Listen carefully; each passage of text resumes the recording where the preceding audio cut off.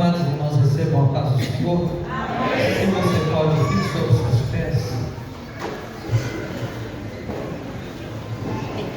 Estenda suas mãos para cá, mãos santas, sem ira nem contenda. E vamos orar para que o Senhor continue abençoando o nosso pastor e para que por meio da palavra nós saímos daqui melhores do que nós chegamos assim, eu creio. Senhor, nosso Deus e nosso Pai, em nome de Jesus Cristo, nós o adoramos, Senhor, e agradecemos por tudo que o Senhor já tem feito. Graças damos, Senhor, por essa juventude abençoada que tem apresentado este trabalho maravilhoso, Senhor, na tua casa, por todos os louvores, pelas peças de teatro, pelas apresentações, tudo é para a glória do teu nome, Senhor.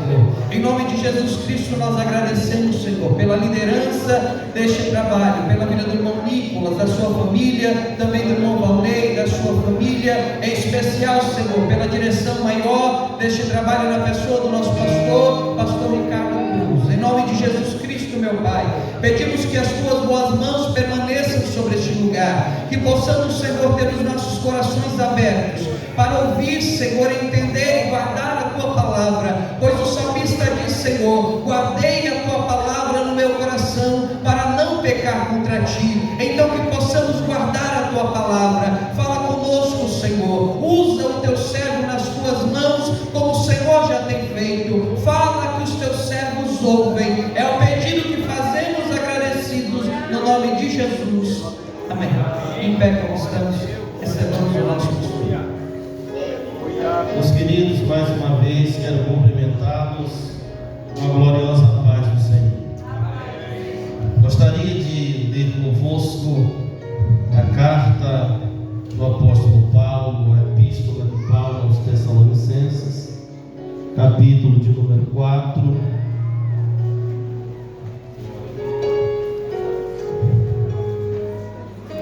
Vamos ler os versos 13.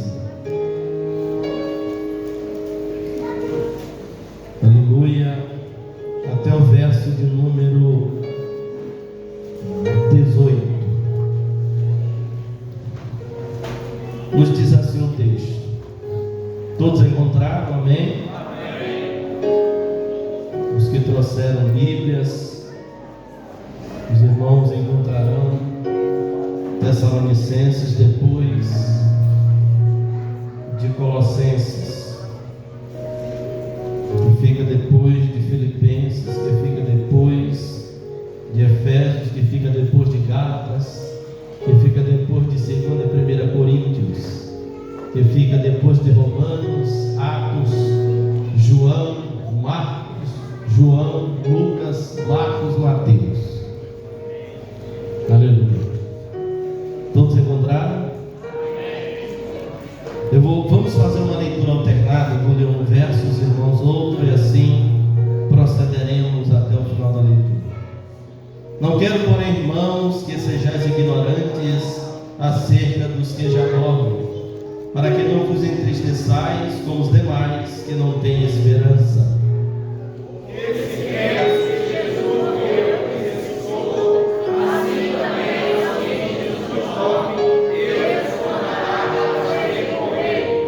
Dizemos, pois, isto pela palavra do Senhor, que nós, os que ficarmos vivos para a vinda do Senhor, não precederemos os que dormem.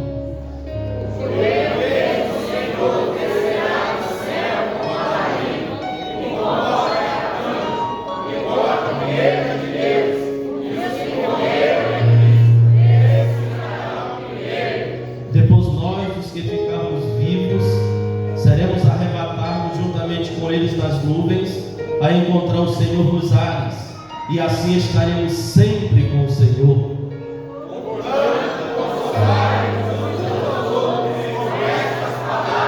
Glória a Deus. Os irmãos podem tomar os vossos assentos, glorificando o nome de Jesus. Meus queridos irmãos, nós queremos louvar a Deus por esta maravilhosa, rica, feliz oportunidade que ora o Senhor nos concede de uma vez mais estarmos aqui reunidos, unidos outra vez, para cultuarmos a Deus, para celebrarmos a Deus. para o adorarmos da beleza de sua santidade.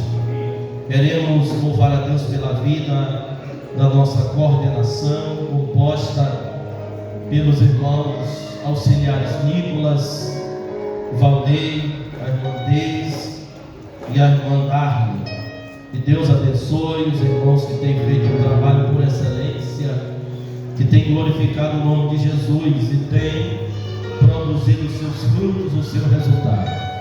Louvo a Deus pela vida de Carol Reino, pela vida da minha esposa, a missionária Maria Antônia, por toda a minha família, também pela vida do pastor Cleverson, que ora está conduzindo os trabalhos pastorais na congregação Betel, aqui em Oliveira do Bairro. Louvamos a Deus, meus queridos irmãos, por mais uma confra desta feita 2025. Louvo a Deus pela vida de cada um dos nossos prezados e queridos irmãos que se dispuseram a sair deste frio. E olha que está frio, irmãos. A gente está falando do calor do Espírito Santo, mas o corpo sente frio. Então está frio, os irmãos resolveram enfrentar o frio, desafiá-lo e vir até a casa do Senhor.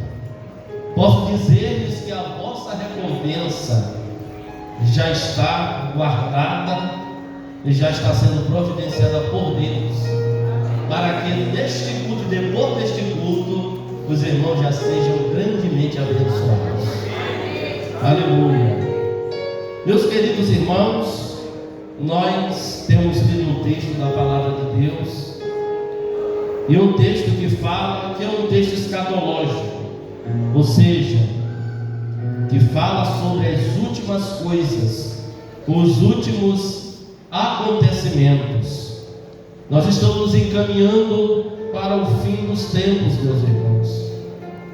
O que nós temos visto na atualidade tem demonstrado que Jesus está às portas.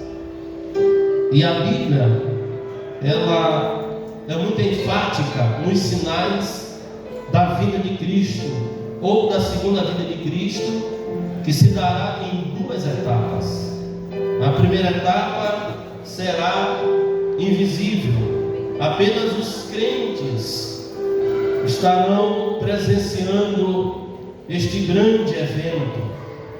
A segunda etapa da segunda vinda de Jesus se dará de forma visível, lá no final da grande tribulação, após os 7 anos de grande aflição aqui em cima desta terra.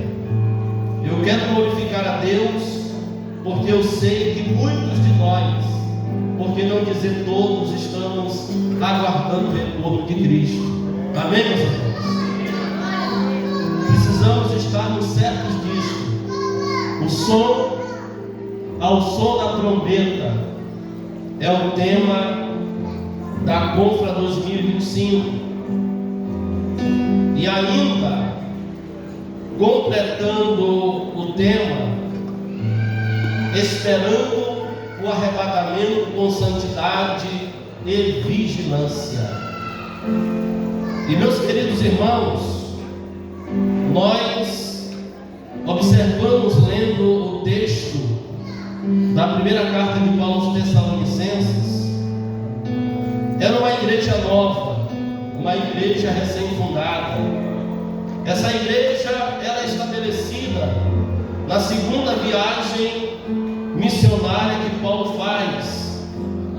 Nesta ocasião, depois do concílio de Jerusalém, a Bíblia nos informa, isto está lá no capítulo 16, capítulo 17 do livro de Atos dos Apóstolos, que Paulo então convida a Barnabé para que eles pudessem retornar e visitar algumas igrejas que eles já haviam implantado. E a Bíblia diz que por ocasião de uma discórdia entre Paulo e Barnabé, eles acabam se separando. Essa discórdia foi porque Barnabé queria levar João Marcos consigo, e Paulo disse que ele não poderia acompanhá-los porque em outro momento ele os havia abandonado. E isto causou entre eles um certo embate, a ponto de Paulo ir com Silas em direção à Ásia Menor. E a Bíblia diz que Barnabé e Marcos tomaram outro rumo. Daí então começa a segunda viagem missionária de Paulo. E meus queridos irmãos, naqueles dias não havia transporte público, não havia trem, muito menos trem-bala, não havia um Flixbus, é assim que se chama? Não havia, meus queridos irmãos, carros, não havia nem mesmo uma bicicleta. O transporte ou era a pé ou a partir de animais. E Paulo, em grande parte, nas caminhadas por terra, ele fazia a pé. Havia naqueles dias uma estrada feita pelo Império Romano, chamada de Via Egnátia, que partindo de Roma facilitava o escoamento, facilitava o transporte ou a ida das pessoas para várias cidades dos continentes de então, especialmente aqui na segunda viagem missionária de Paulo. Então Paulo, ele parte, e o seu ponto de partida da sua segunda viagem missionária é Antioquia da Síria. E dali, meus queridos irmãos, a Bíblia diz que Paulo, isso lá por volta do ano 49 a 50 depois de Cristo, ele parte com Silas em uma missão essa de continuar expandindo o Evangelho, pregando o reino de Deus, cumprindo o ide que Jesus havia dado à sua igreja, em ide por todo o mundo e pregar o Evangelho a toda a criatura. E Paulo então vai, e nesta viagem, o seu primeiro ponto de encontro é Derbe e Listra, que fica na região sul da Galácia. Depois Paulo desce para Frígia e Galácia, que fica hoje na região central da Turquia moderna. Depois disto, ele recebe então uma visão e ele vai para Troade. E de Troade ele vai para Filipos. Eu estou aqui acelerando, não vou falar os pormenores aqui por conta do tempo. De Filipos, meus queridos irmãos, ele vai para Tessalônica. E em todas as vezes que Paulo ele está indo de uma cidade para outra, sempre a partir de uma perseguição dos judeus que, enciumados, perseguem a Paulo e querem então interromper o seu ministério, automaticamente o ministério da pregação do Evangelho.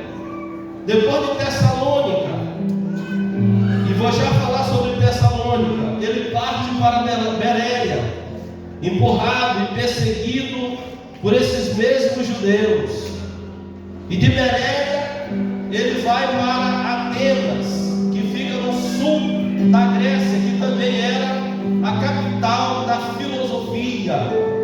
E de Atenas Paulo vai para Corinto, aonde também fica no sul da Grécia, que era uma importante cidade comercial.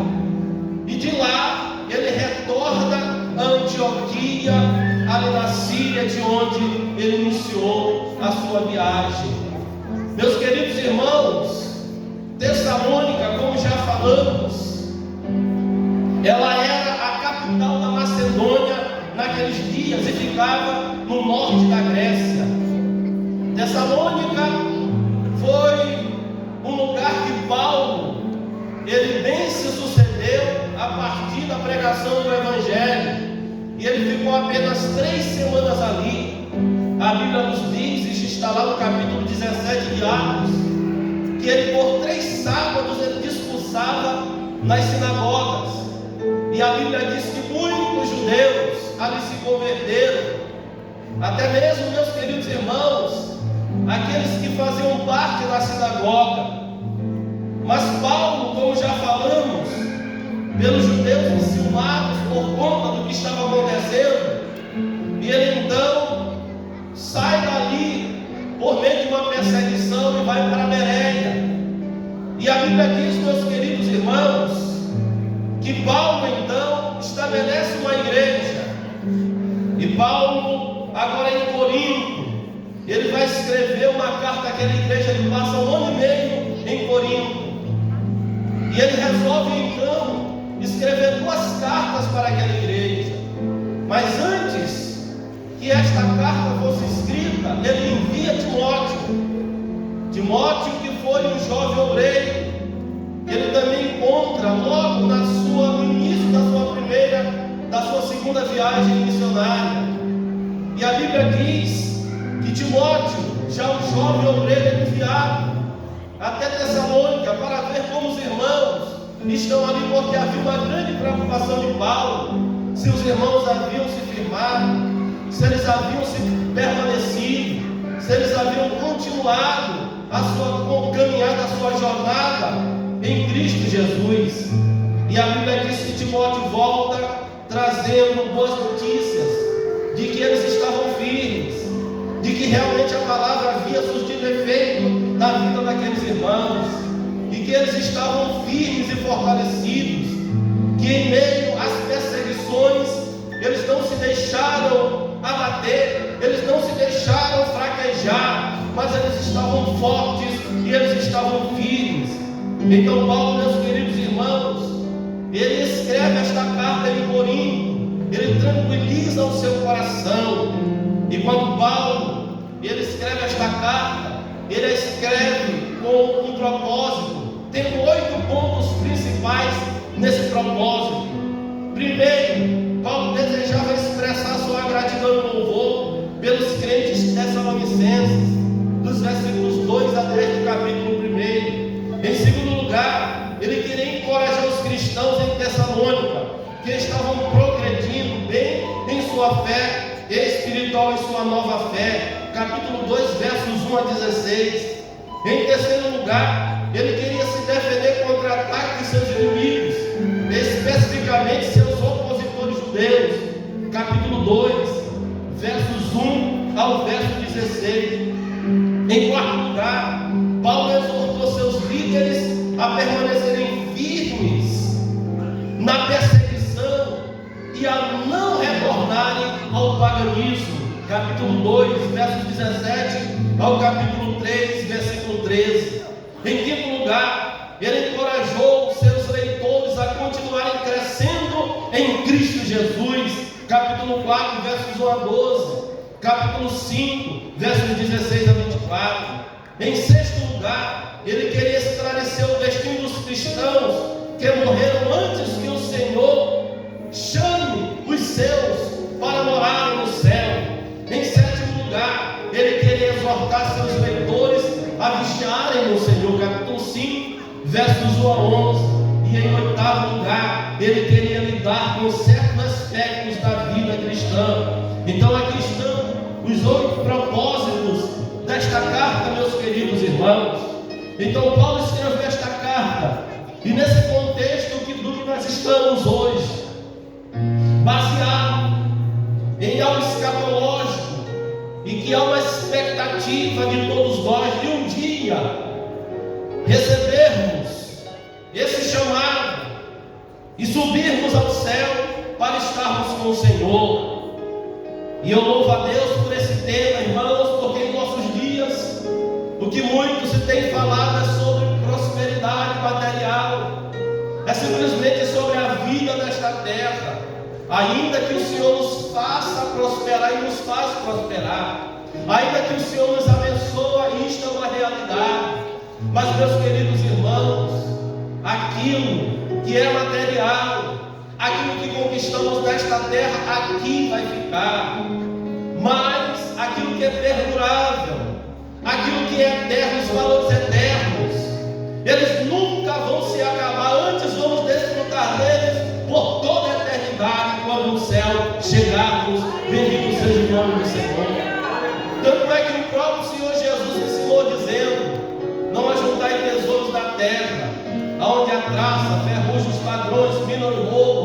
e aonde enferruja, mas sim ajuntai tesouros do céu, aonde nem a traça corrói, nem a ferrugem corrói, nem os ladrões minam e roubam. Então o Senhor nos aconselha, meus queridos irmãos, a enquanto nesta vida a nós lutarmos, batalharmos, trabalharmos para ajuntarmos tesouro no céu, de onde ninguém pode roubar, de onde ninguém pode tomar. E é para este lugar que eu e você iremos. Logo, logo diz a Bíblia Sagrada. E o texto que nós temos lido, meus queridos irmãos, diz no versículo número 16 mais propriamente: porque o mesmo Senhor descerá do céu com alarido, ou seja, com muito barulho, e com voz de arcanjo. Irmãos, como a Bíblia fala e apresenta apenas o arcanjo Miguel, julgo eu que talvez seja Miguel que vai dar um grande brado. E depois deste brado, meus queridos irmãos, a Bíblia vai dizer que a trombeta de Deus ela vai soar. Bendito seja o santo nome do Senhor. Aleluia. Glória a Deus. E quando falamos de trombeta, meus queridos irmãos, falamos de algo que é bíblico. A trombeta na Bíblia é muito mais do que um simples instrumento musical. Ela carrega um grande simbolismo. Ela carrega algo espiritual. Em vários eventos da Bíblia, nós vamos encontrar a figura da trombeta. A palavra trombeta, meus queridos irmãos, ela vem do hebraico shofar e do grego salpins, que significa chifre de carneiro. E essa trombeta era utilizada para celebrações, para ajuntamento e também para batalhas. A batalha, meus queridos irmãos, ela está aguerrida em nossos dias, mas o Senhor, de quando em vez, Ele tem tocado a trombeta e tem feito com que as muralhas elas caiam ao chão, e aí nós estamos conquistando território para a glória do seu santo nome. Aleluia, bendito seja o nome do Senhor. A Bíblia nos mostra, e isto é uma realidade, que o Senhor manda Moisés, lá em Números capítulo 10, versos 1 a 10, ele vai mostrar aqui o que significava aquele instrumento, o que significava a trombeta. Números capítulo 10, versículo 1 a 10 diz assim: falou mais o Senhor a Moisés, dizendo: faze de 2 trombetas de prata, de obra batida as farás, e elas te servirão para a convocação da congregação e para a partida dos arraiais. Observe bem que aqui o Senhor manda Moisés fazer 2 trombetas de prata, e essas trombetas serviriam também para reunir os príncipes, para reunir o povo, serviria também para as batalhas, para sinalizar a hora que o povo deveria partir durante a sua jornada pelo deserto. Então a trombeta era entendida como uma mensagem clara de Deus chamando o seu povo para a ação ou para a adoração. Prosseguindo a leitura de Números: faze-te 2 trombetas de prata, de obra batida as farás, e elas te servirão para a convocação da congregação e para a partida dos arraiais. E quando as tocarem, então toda a congregação se reunirá a ti à porta da tenda da congregação. Observe bem isso: a trombeta deveria ser tocada e o povo deveria ser reunido. Guarde isto. Mas quando tocar uma só, então a ti se congregarão os príncipes, os cabeças dos milhares de Israel. Quando retimina tocar-lhes, então partirão os arraiais que estão acampados ao lado do oriente. Mas quando a segunda vez retinindo as tocares, então partirão os arraiais, que estão acampados do lado sul, retinindo as tocarão para as suas partidas. Porém, juntando a congregação, as tocareis, mas sem retinir. E os filhos de Arão, o sacerdote, tocarão as trombetas, e vós serão a vós serão por estatuto perpétuo nas vossas gerações. E quando na vossa terra sairdes a pelejar contra o inimigo que vos oprime, também tocareis as trombetas retinindo, e perante o Senhor vosso Deus haverá lembrança de vós, e sereis salvos de vossos inimigos. Semelhantemente, no dia da vossa alegria, e nas vossas solenidades, e nos princípios de vossos meses, também tocareis as trombetas sobre os vossos holocaustos, sobre os vossos sacrifícios pacíficos, e vos serão por memorial perante o vosso Deus. Eu sou o Senhor, vosso Deus. Então a trombeta, meus queridos irmãos, ela tinha uma grande importância. E eu posso resumir pelo menos 3 funções, diretamente ou principais, das trombetas da Bíblia. Primeiro, convocação.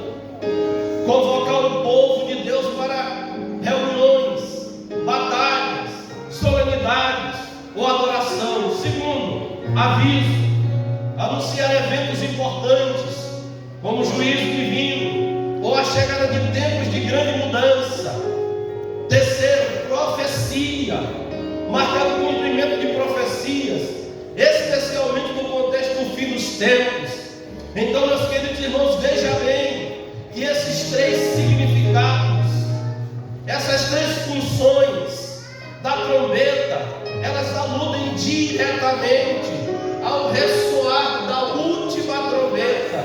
Veja bem, a trombeta, ela seria tocada para convocar o povo. Quando a trombeta de Deus tocar, irmãos, aleluia. E Jesus já dizia isso, que os anjos, eles irão nos 4 cantos da terra e reunirão os céus.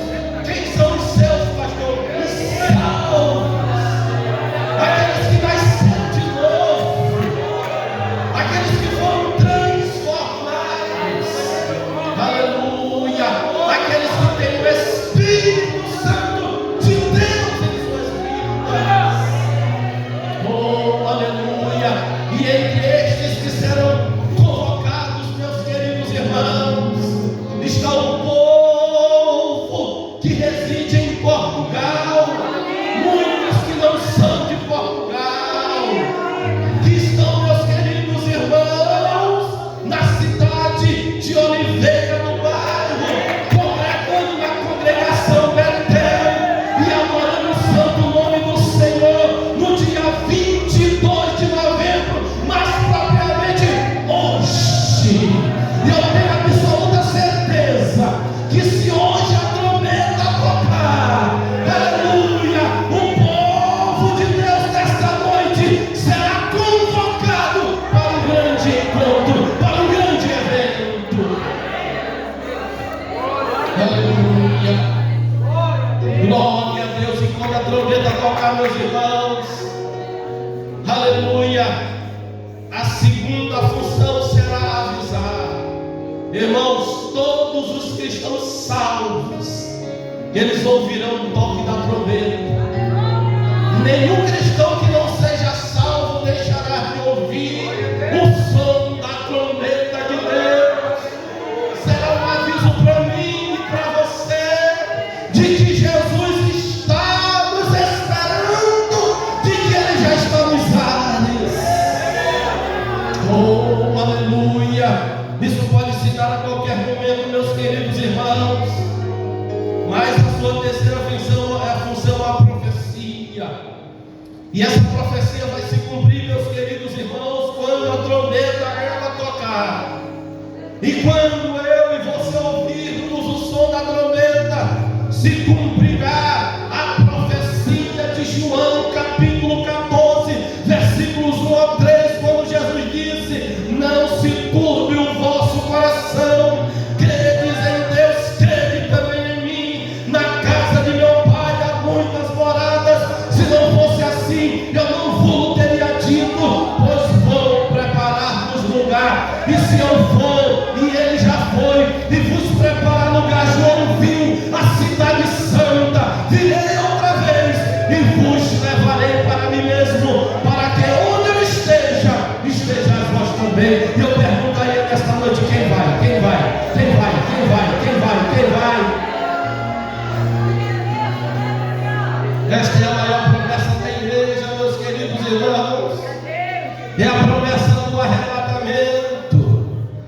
a Bíblia diz: aquele que prometeu é fiel para cumprir.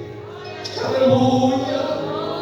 É verdade que em alguns momentos da Bíblia nós encontramos a trombeta como fonte de juízo, mas propriamente dos capítulos 6 em diante de Apocalipse, esses momentos serão o momento da grande tribulação, em que as trombetas de juízos tocarão e uma grande angústia virá sobre esta terra. E a Bíblia diz: a qual nunca houve em tempo algum.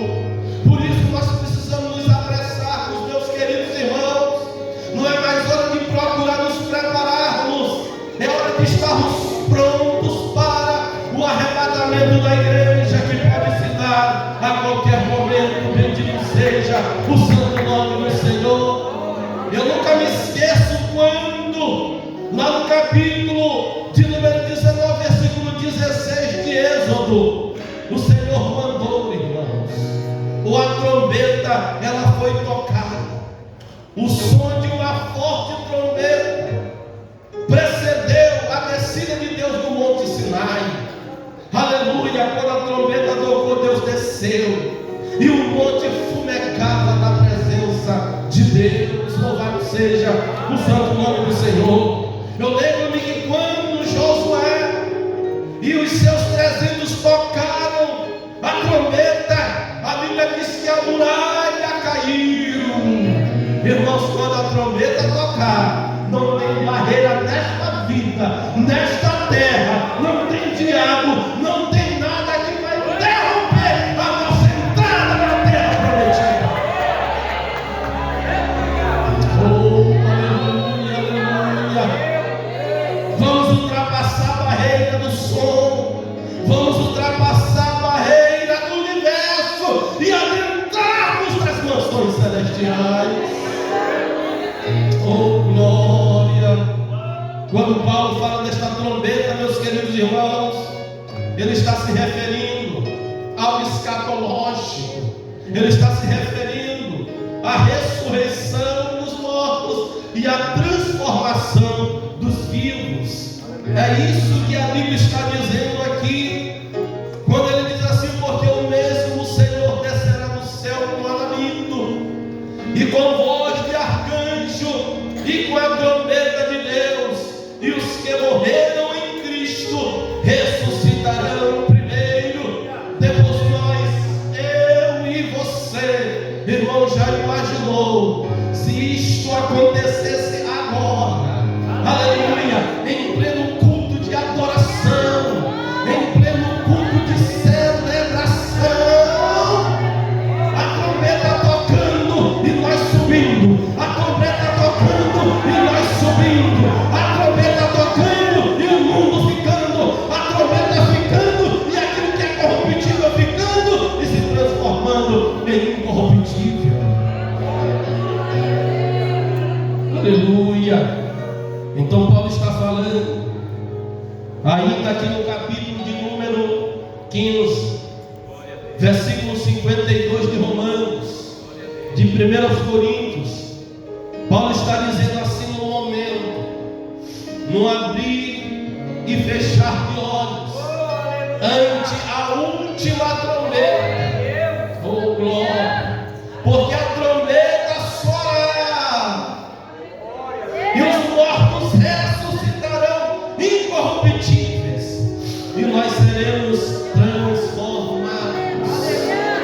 Oh, aleluia! Irmãos, a igreja ela tem uma bendita esperança. A nossa esperança não é viver para sempre em cima desta terra. A nossa esperança é o céu, é um dia estar com o Senhor. Aleluia. Jesus está voltando. Ele disse que breve voltaria para levar a sua igreja, os seus, para si mesmo. Irmãos, esse é um dos textos mais maravilhosos da Bíblia Sagrada. Texto este que fala do arrebatamento da igreja. A carta de Paulo aos Coríntios, capítulo 50 ao 58, 1 aos Tessalonicenses, capítulo 4, versos 13 ao 18, nos fala do arrebatamento. Irmãos, é interessante notar que os irmãos de Tessalônica estavam preocupados, e uma das razões por que Paulo escreveu esta carta era para esclarecer a razão daqueles que morreram, que eles não poderiam desconhecer acerca daqueles que haviam morrido, porque na ótica dos cristãos tessalonicenses, eles estavam vivos quando o Senhor retornasse, eles iriam para o céu. E os que morreram, o que aconteceria? Porque na filosofia grega, meus queridos irmãos, eles diziam que a pessoa, depois que morre, ela não tem mais para onde ir, ela simplesmente desaparece, não tem esperança para os que morrem. Lá no mundo costuma-se dizer que a esperança é a última que morre. E quando falamos de esperança, nós estamos falando do ato de esperar, de aguardar pacientemente. Lá no mundo se diz que a esperança é a última que morre, mas para o cristão, irmãos, a esperança nunca morre, porque a nossa esperança está firmada em Cristo, porque Cristo morreu, mas Ele ressuscitou. Aleluia. Como as Marias vão lá no sepulcro e elas vão lá levar especiarias, a Bíblia diz que quando elas chegam, a porta do sepulcro está removida, está aberta, e os seres angelicais perguntam: quem vocês estão procurando? Jesus. Ele não está mais aqui, mas Ele já ressuscitou, como havia dito.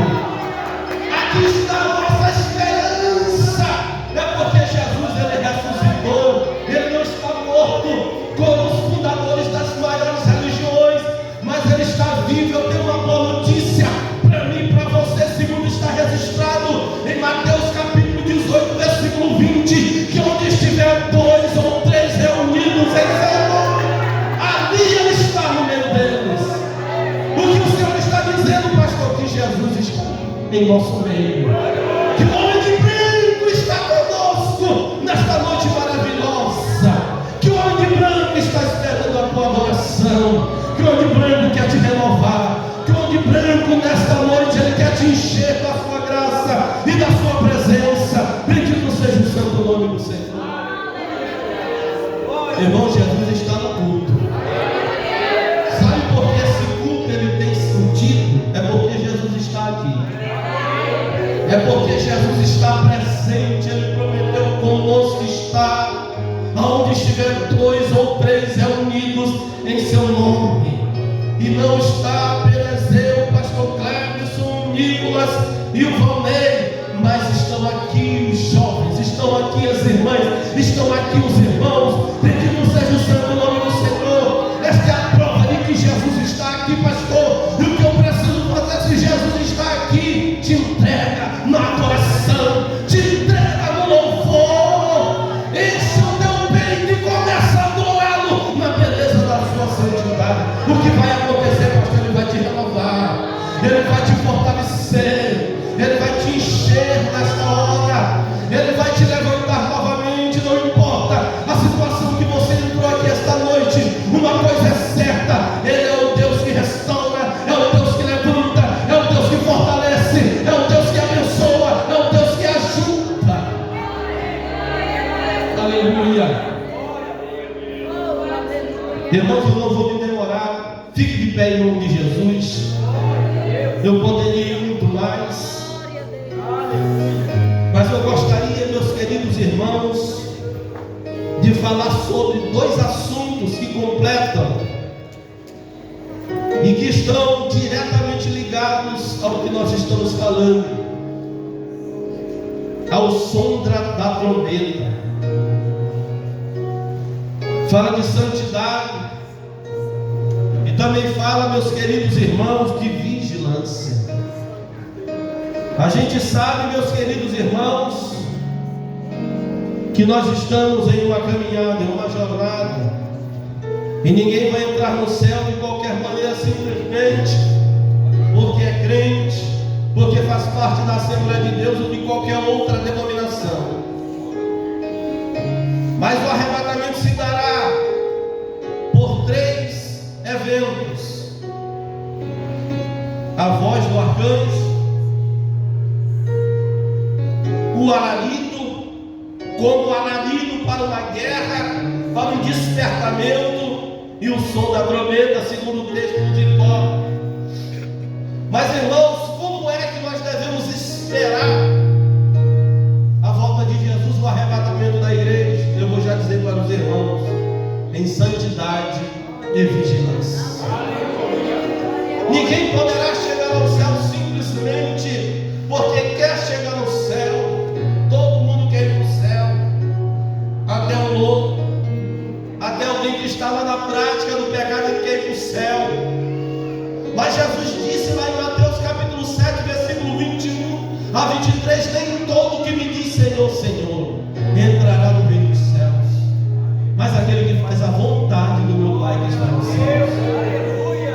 Não é simplesmente, meus irmãos, ter um nome de cristão, não é simplesmente fazer parte de uma instituição, mas para se chegar ao céu é preciso santidade e vigilância. Quando falamos de santidade, falamos de separação, falamos de consagração, falamos de alguém que é dedicado e separado para Deus. É alguém que não se mistura mais com o pecado, é alguém que já nasceu de novo, as coisas velhas se passaram, tudo se fez novo. É alguém que vive na sociedade, mas não se contamina. É alguém que tem amigos lá do mundo, mas não se deixa contaminar. É alguém que tem um alvo e tem um objetivo. E qual é, pastor? Eu quero morar no céu, eu quero estar com Cristo. E se você tem essa intenção, você se santifica, você se separa. As coisas dessa vida, elas se tornam efêmeras para você. As coisas desta vida se tornam sem sentido para você. Mas, meus queridos irmãos, eu preciso falar isso, porque como pastor de igreja, e almejando e desejando que todo crente vá para o céu, porque esta é uma da missão do pastor, é conduzir o rebanho até pastos verdejantes, águas tranquilas, até a presença do Deus Todo-Poderoso. Eu preciso dizer, meus irmãos, que por se multiplicar a iniquidade, muitos estão esfriando. Nós estamos vivendo tempos difíceis. O amor já não é mais o mesmo. A vida com Jesus já não é mais a mesma. O mundo tem sido mais atrativo do que Jesus. Há mais tempo nas redes sociais do que na oração e na Bíblia Sagrada. Há mais tempo em conquistar ideais desta vida, em querer ser alguma coisa nesta vida, do que querer morar no céu. Não que você não conquiste, vá, conquiste, estude, trabalhe, tenha, mas não se esqueça de uma coisa: a nossa vida nesta terra é passageira, é como a flor que murcha, é como uma sombra, é como algo que passa. Mas a nossa vida lá no céu, ela vai ser eterna, ela vai ser por toda a eternidade. Mas essa vida conquistamos aqui em cima desta terra. E como conquistamos, pastor? É com santidade, é com vigilância. Hebreus 12:14 diz: seguir a paz com todos e a santificação, porque senão ninguém verá o Senhor. E santidade, irmãos, é a exigência de Deus em todos os tempos. Ele exigiu de Israel, Êxodo 19:6: vocês me serão nação santa e povo sacerdotal, porque eu sou santo. No Novo Testamento, 1 Pedro capítulo 1, versículo 16 e 17: sede santo em toda a vossa maneira de viver, porque eu, vosso Deus, sou santo. Deus exige santidade. E a Bíblia vai dizer, meus irmãos, que a vontade de Deus é a nossa santificação. E não somente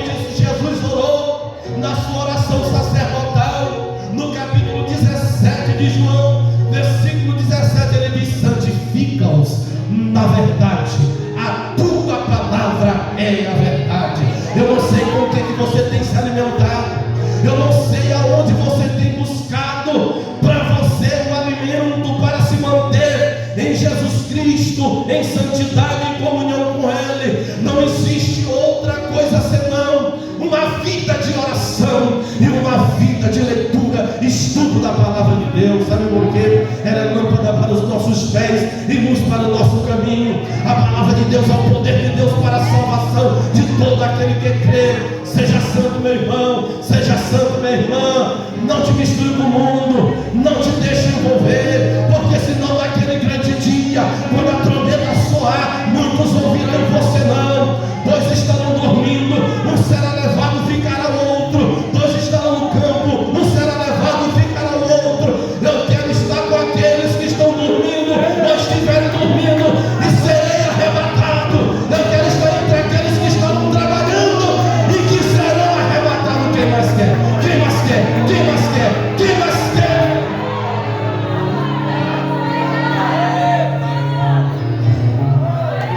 Aleluia! Sede santo, porque eu sou santo. Irmão, isso aqui é uma ordenança. Isso daqui não é algo, se você quiser ser santo. A Bíblia é enfática e Jesus é enfático.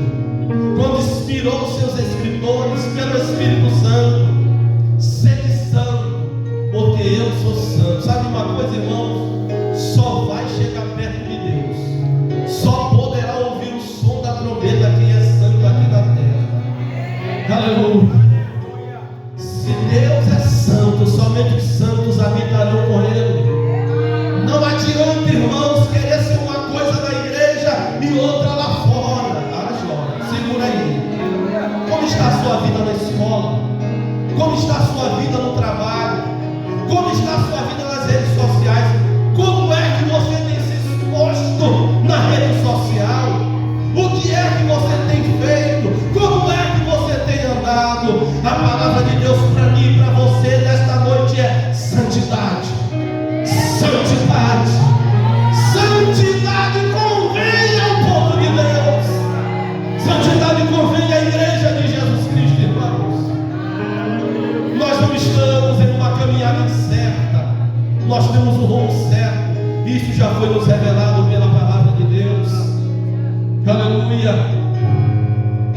Santidade, irmãos, é a capacidade que Deus nos dá de viver entre as pessoas deste mundo, em todo e qualquer lugar, e não nos contaminarmos.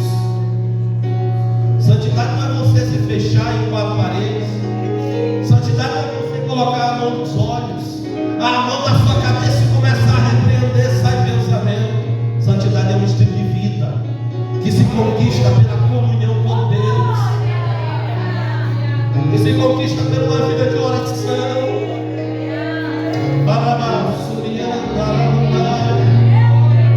Oh, aleluia, que se conquista quando você se derrama diante das páginas sagradas da Bíblia Sagrada, a palavra de Deus. Olhos santos, boca santa, coração santo, mãos santas, pés santos, vida santa.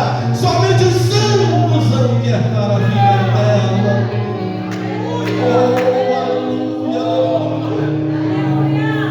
Aquilo que o Senhor falou, irmãos, para o povo de Israel, em Levítico 27, é o que nos fala nesta noite.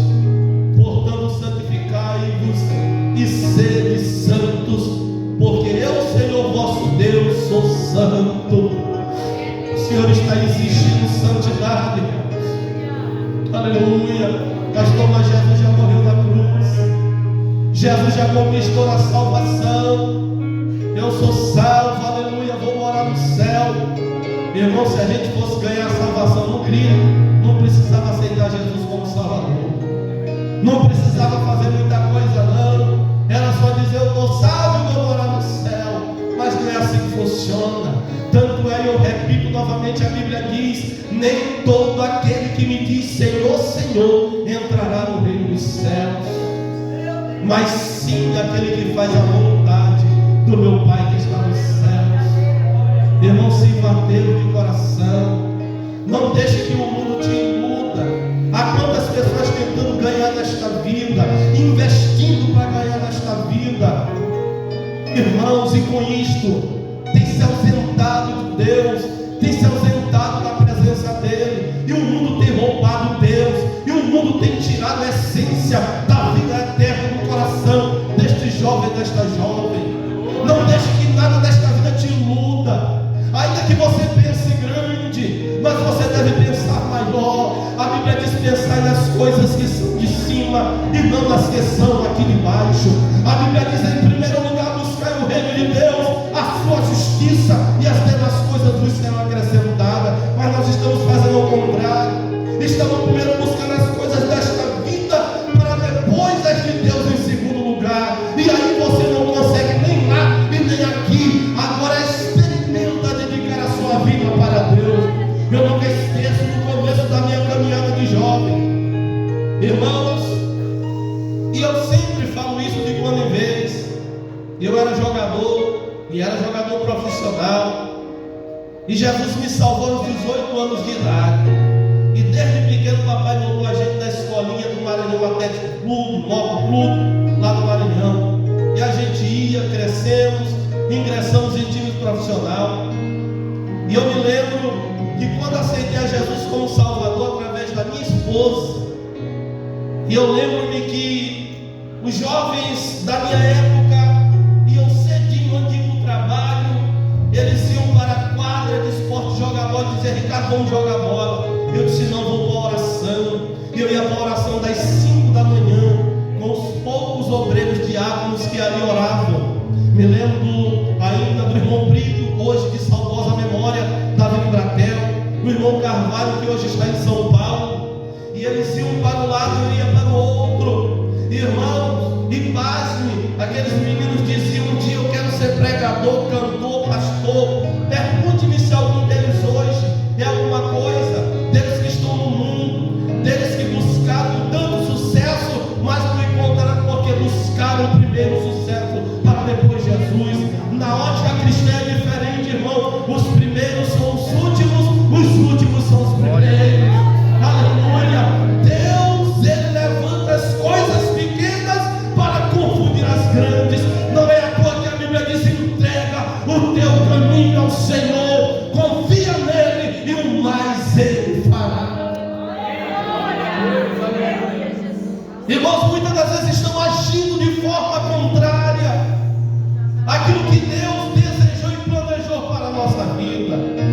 E às vezes a gente insiste, a coisa não está dando certo, a coisa não está indo, mas eu vou, me frustro, mas há algo que não vai te frustrar nunca na sua vida, é você estar dentro do projeto de Deus. Aleluia! Porque nós temos planos, mas a resposta final, ela vem do Senhor. Nós temos pensamentos, mas os de Deus são maiores, e os pensamentos dele para mim e para você são pensamentos de vitória, de paz.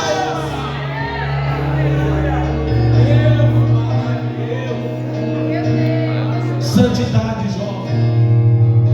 Cuidado com os namoros, cuidado com a prostituição, cuidado com a vida que você está levando, cuidado com a promiscuidade. Não se entregue, seja firme, mas não é fácil, não é. Quem disse que ir para o céu é fácil?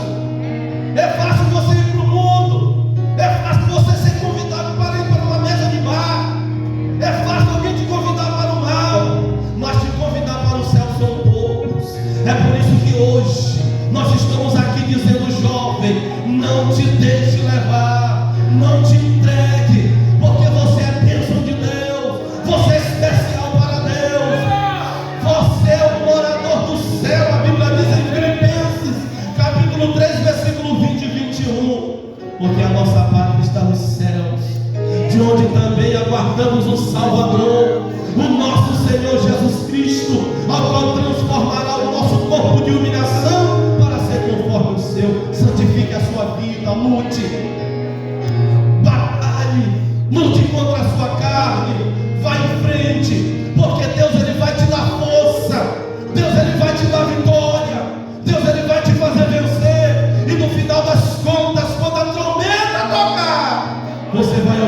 da trombeta vai subir ao encontro do Mestre. E para nós encerrarmos, irmãos, santidade e vigilância, vocês conhecem bem a parábola das 10 virgens, aonde a Bíblia diz, meus queridos irmãos, que 5 eram loucas e 5 eram prudentes. As prudentes saíram e levaram azeite da vasilha. Não deixe a sua vasilha da fé esvaziar. Não deixe a graça de Deus se esvaziar em sua vida. Não deixe o amor de Deus se esvaziar em sua vida.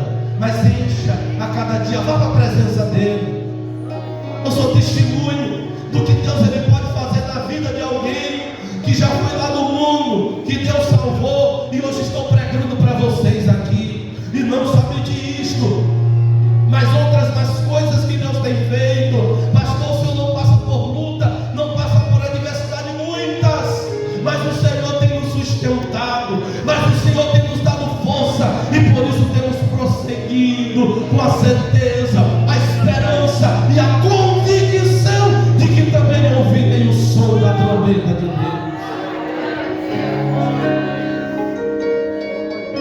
E a Bíblia diz que todas partem. Para resumir, à meia-noite ouviu-se um clamor. Aí veio o noivo, todas se levantaram. Somente 5 estavam preparadas, irmãos, porque elas tinham ainda um pouco de azeite de reserva. Isso fez com que elas então trouxessem para a lamparina a reserva que tinha. Agora, quem não tem reserva não tem como avançar. Quem não tem reserva, meus irmãos, o inimigo que está ao nosso derredor rugindo como leão, e a Bíblia diz: vigiai, porque o vosso inimigo, o diabo, ele anda ao vosso derredor rugindo como leão, vos procurando tragar. Mas quem tem azeite, irmãos, ele pode até rodear, mas você está olhando dizendo assim: eu sei que está aí, Satanás, mas eu vou continuar servindo ao meu Deus. Eu sei que tu está me oferecendo esta facilidade, eu sei que tu está me oferecendo isto aqui, eu sei que isto parece bom, mas eu decido permanecer na presença do meu Deus. Aleluia, jovem, Deus tem uma grande obra realizada na sua vida. Fique só mais um pouquinho de pé, eu vou orar em nome do Senhor Jesus. E eu quero convidar a mocidade para vir à frente, porque eu quero. Outro dia eu fiz isso lá. Aleluia, meus queridos irmãos, e quero fazer de novo. Venha para frente, por favor, irmãos. Aleluia. Eu quero orar por esta mocidade.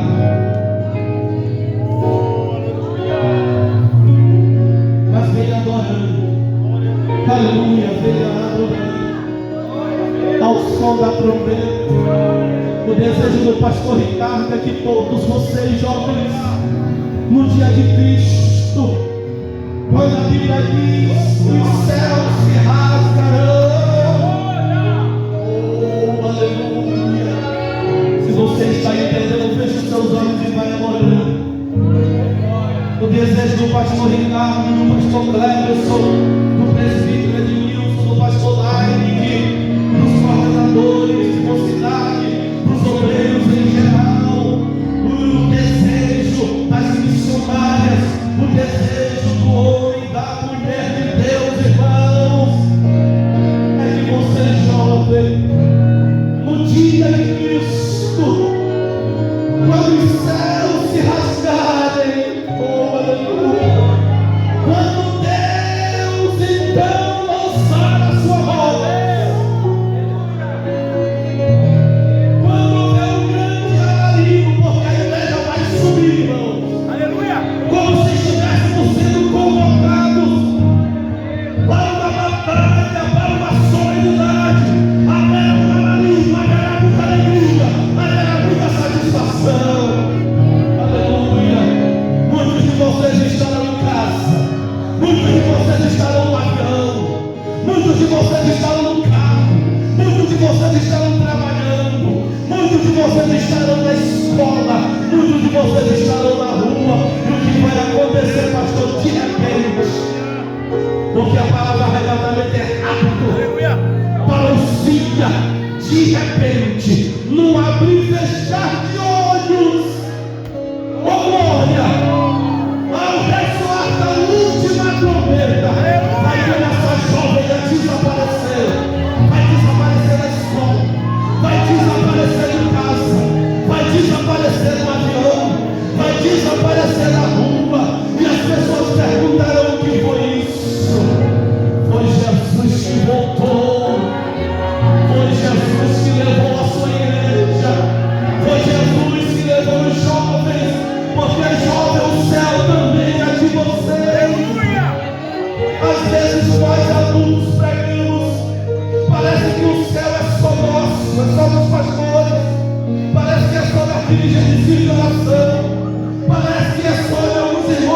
idosos. Não, o céu também é seu, jovem. Deus te chamou para um compromisso esse que deve ser levado até o final, com santidade, com vigilância. A peça falou tudo aqui, e quando vejo aparece um engraçadinho, uma engraçadinha para te convencer, para que você não permaneça no caminho. Aparece alguém te oferecendo facilidades, te oferecendo meios para você, mesmo servindo a Deus, mas seguindo uma vida dupla. Não atende para isso, porque jovem, você é de Deus. O teu lugar é o céu. Você tem uma promessa. Eu quero te dizer que essa promessa está de pé. E quero te dizer que não tem diabo, não tem prazeres, não tem mundo, não tem nada que possa ser melhor do que um dia estar com Cristo no céu de glória.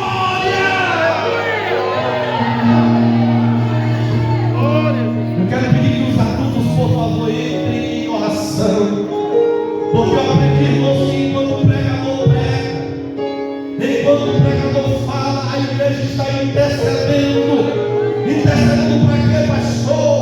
Para que Deus faça a obra dele e não a obra do pregador, para que Deus use o pregador, não o pregador se use, para que Deus possa falar aos nossos corações e ao final das contas a igreja seja edificada.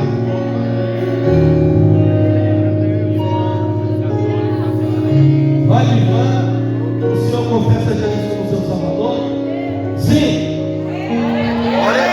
Católico. Glória a Deus. Glória está pequeno. Aleluia. A Bíblia diz que a festa no céu quando o pecador se arrepende.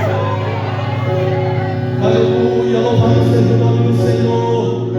Significa dizer, irmãos, que é mais um jovem que Deus está chamando para a sua presença, para que naquele grande dia ele também possa ouvir o ressoar da última trombeta. Louvado seja o santo nome do Senhor. Agora, jovens, eu quero vos dizer uma coisa.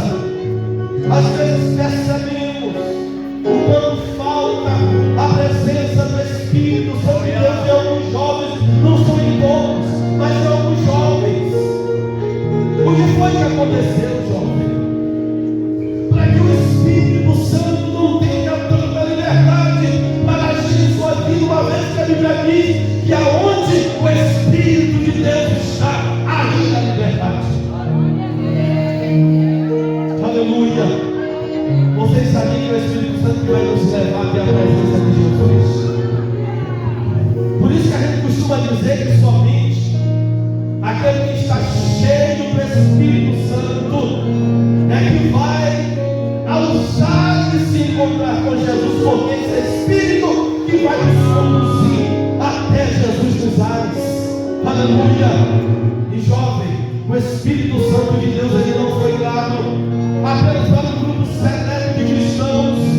O Espírito Santo ele foi dado para todos quantos o Senhor nosso Deus chamará.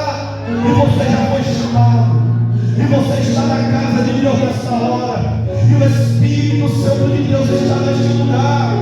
Ele está comunicando com você e dizendo: você é do céu, você também vai ouvir o som da trombeta, você deve permanecer em santidade, porque aquele que perseverar até o fim será salvo, aquele que perseverar até o fim, ele receberá a coroa da vida, até a morte receberá a coroa da vida. Jovem, é hora de você se despertar, porque Portugal poderá ficar pedindo para jovens cheios do Espírito Santo de Deus.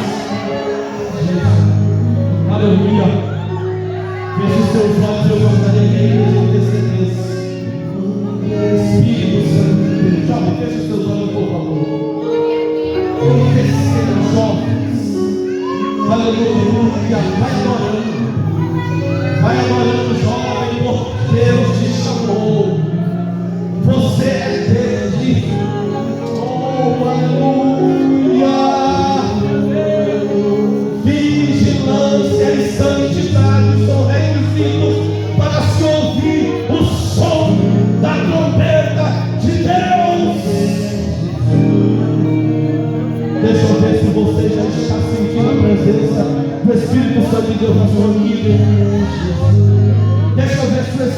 Santo já está te renovando de novo. O Senhor me faz entender e conhecer, irmãos, que as jovens nessa hora que estão precisando de renovo espiritual, que estão precisando de mais graça na sua vida. Aleluia, aleluia. E se isto é verdade, comece a receber de Deus agora, porque Deus está enchendo este lugar com a sua presença. Eu já estou vendo jovens chorando. Oh, aleluia, aleluia. Aleluia, aleluia. Santidade, vigilância, vigia, jovem. E o Senhor me faz entender pela sua palavra que muitos jovens irmãos estão retornando agora. Estavam quase que viciados. Mas eu tenho uma boa notícia nessa hora. Jesus chegou primeiro. A compra 2025 chegou primeiro. Queira o diabo ou não, mas essa mocidade é de Jesus. Essa mocidade é de Jesus. Vai receber Jesus. Vai receber Jesus. Meu Deus, eu estou sentindo, eu estou sentindo.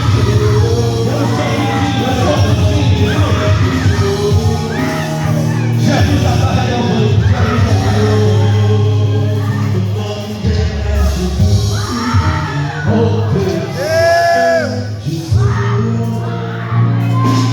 Aleluia. Abraça a jovem que está do seu lado aí. Irmão jovem, abraça o jovem que está do seu lado. Está frio. Vocês vão se encerrar orando pelo Senhor. Como é que você vai orar? Renova ele.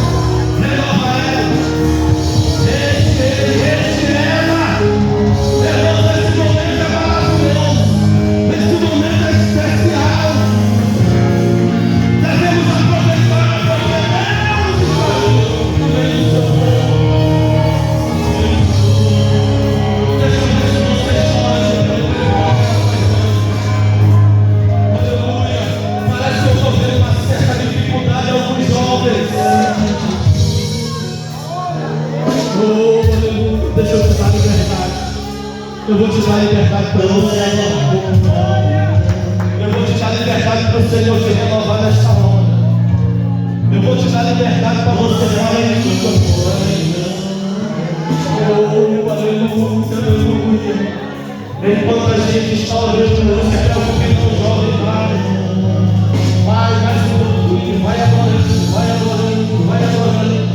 Deixa Deus te encher, deixa Deus te renovar. Aleluia. Jesus está voltando para buscar a sua igreja. A volta de Jesus será repentina, será iminente. Aleluia. A volta de Jesus será inevitável. Pode ser a qualquer momento. Hoje pode ser um grande dia. E se Jesus voltar, nós vamos subir. Se Jesus voltar, não será esse telhado que vai nos conter. Não será a atmosfera.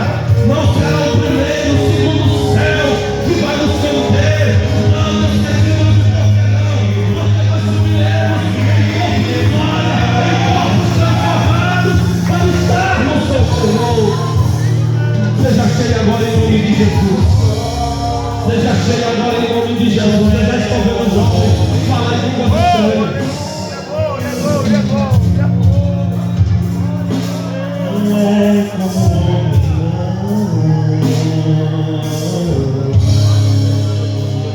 o nome dele é Jesus. Jesus. O nome dele é Jesus. Jesus.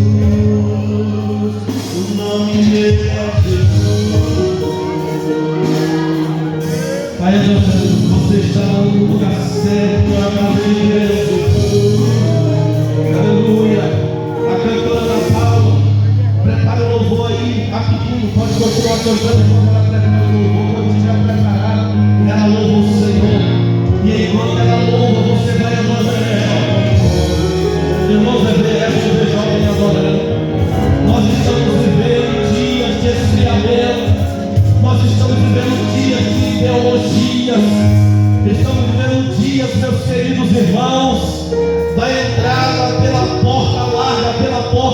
fácil. Servir a Deus não é fácil. Buscar a sua presença também não é difícil.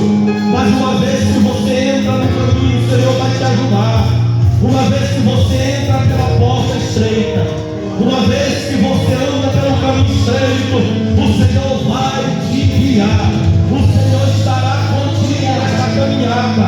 As dificuldades serão muitas, eu sei que os jovens passam por muitas adversidades por causa das fases que passam. Mas mesmo diante de todas as fases, mesmo diante de todas as dificuldades, a possibilidade, jovem, de você eu te adorarei.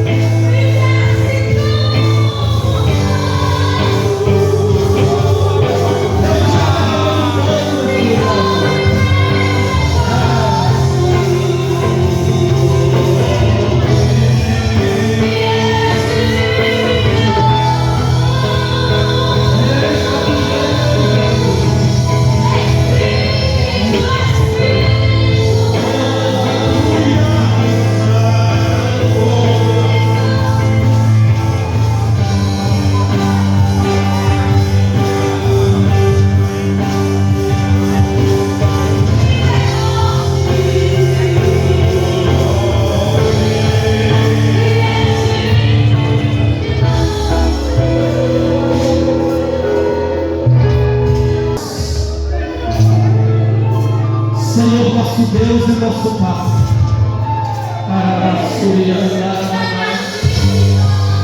Nós oramos a Ti nessa hora em nome de Jesus. E oramos por essa juventude, Senhor.